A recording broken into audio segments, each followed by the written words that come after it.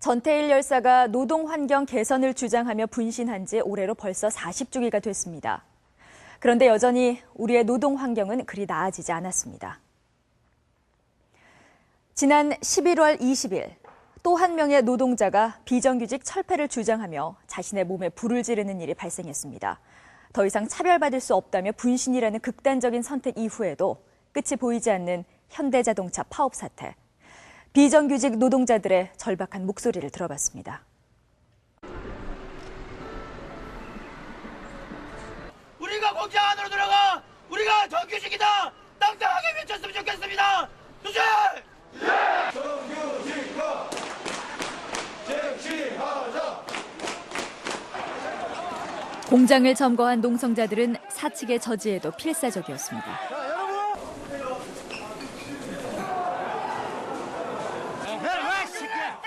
새끼야! 아니 공장장이 무슨 말을 그렇게 해요? 이들은 모두 현대자동차 하청업체 소속 근로자들이었습니다. 시간이 흐를수록 사측의 대응도 거세지면서 양측 모두 부상자가 속출했습니다. 예상치 못했던 일이 일어났습니다. 집회 참여 중이었던 한 농성자가 자신의 몸에 불을 지른 겁니다.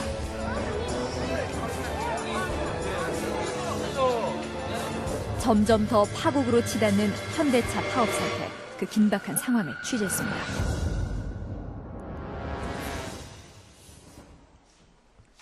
그는 왜 분신이라는 극단적인 선택을 했던 것일까? 11시, 11시 채워갖고 지금 1시간 정도 만장을 치했거든요. 앉아 계셔도 괜찮아요? 네. 누워 계셔야 되는 거 안 힘드세요? 지금 치료 열심히 받고 있어요. 그나마 천만다행이라는 생각. 이렇게 있는 것만 해도 저희 가족한테는 다행이죠.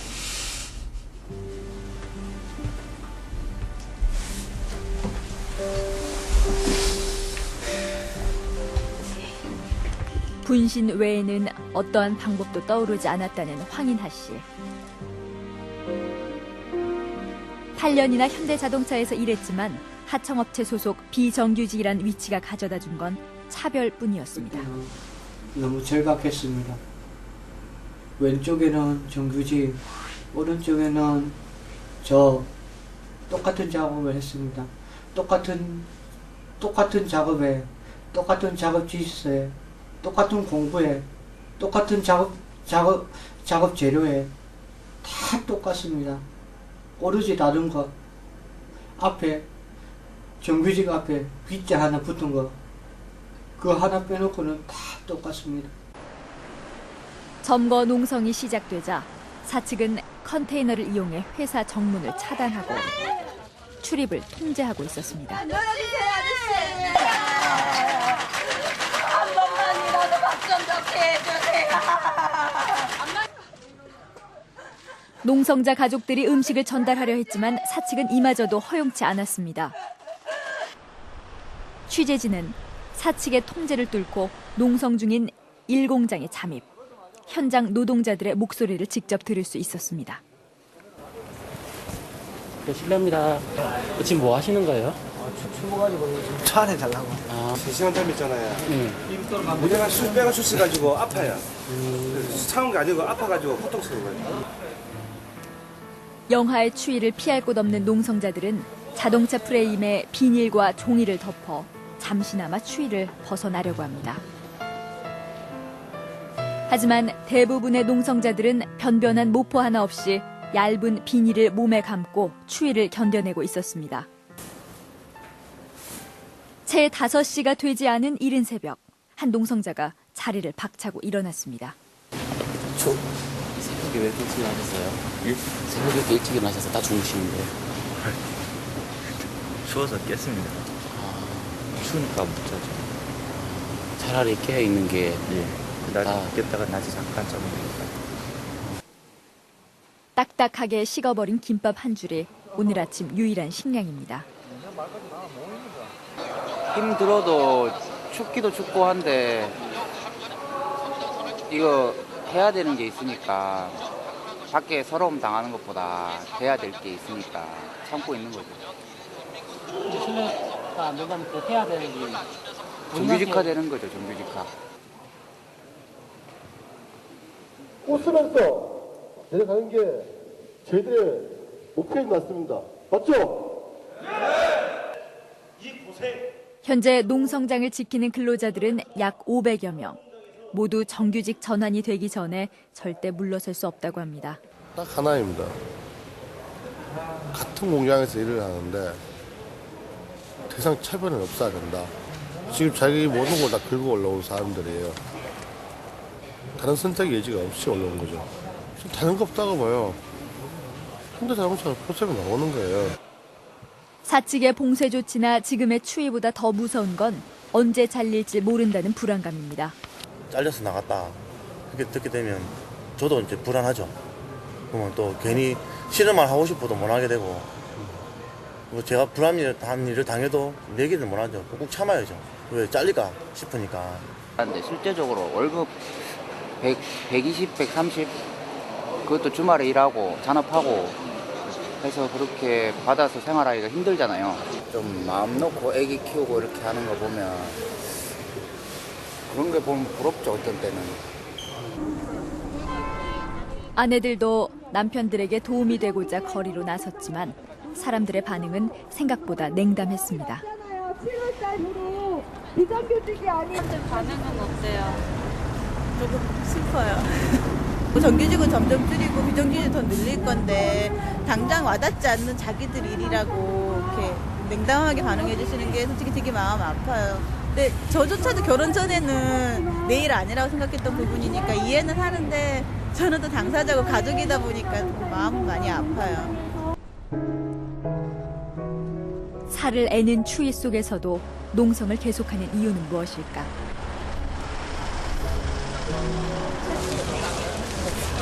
많이 추우시죠?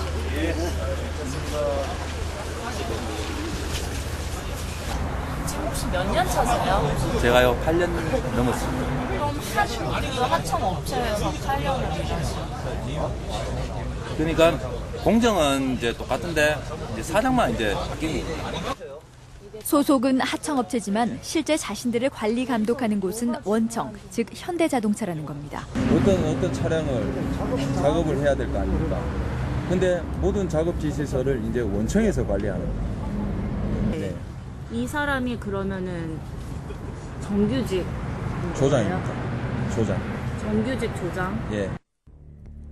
농성자들은 이 작업 지시서를 모두 현대자동차 측에서 일괄적으로 작성하고 전달했다고 주장했습니다. 사내하청은 그 공급된 인력의 활용을 바로 그 하청 업체에서 직접 관리 감독을 해야 될 책임이 있는 반면에 파견의 경우에는 공급된 인력을 그 사용하는 원청 관리자들이 직접 지시하고 관리할 수 있다는 점에 큰 차이가 있는 겁니다.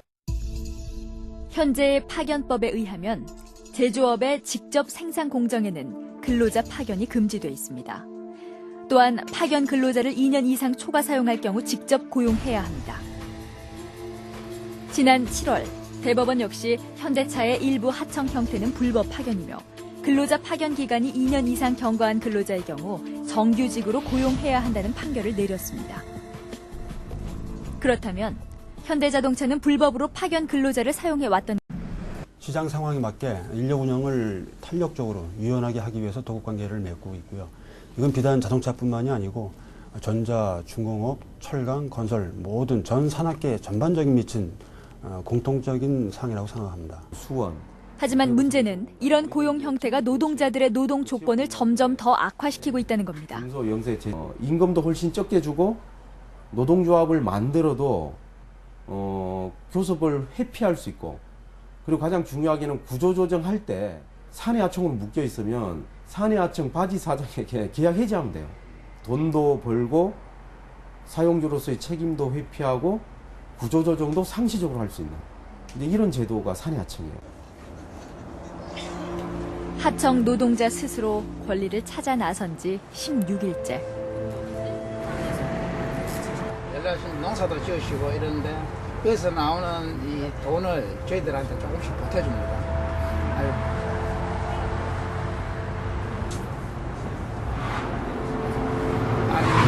우리가 다 뭐 용돈을 갖다 드려야 되는데 용돈도 못 갖다 주고 다시 이렇게 또 돈도 받았어요. 저희는 심적으로 신차가 안 나왔으면 좋겠습니다. 잘 나가는 차가 한창 생산을 많이 할 때 인원을 많이 뽑았다가 그리고 그게 다운이 되면 또 다 해고가 되잖아요. 연말이나 신차가 나오거나 생산 물량이 감소되면 서먹한 점이 많습니다. 서로 얘기도 잘 안 합니다. 웃으면서도 속으로는 나는 안 잘리겠지. 나는 안 잘리겠지. 저 사람이 잘렸으면 좋겠다. 그런 생각도 한편으로는 합니다. 제발 내가 아니었으면 좋겠다. 파업이 보름을 넘기면서 사태 해결을 위해 정규직 노조까지 나서서 협상을 시도 중입니다. 하지만 오늘 울산경찰은 파업 지도부에 대해 체포영장을 신청하면서 대타협은 점점 희박해지고 있습니다. 이처럼 노동자들을 벼랑 끝으로 모는 것은 해결책이 아니라 또 다른 참사를 낳을 수 있습니다. 당국은 체포, 구속이라는 강경책으로 사태를 악화시킬 것이 아니라 대승적 차원의 적극적인 중재안을 마련해야 할 시점입니다.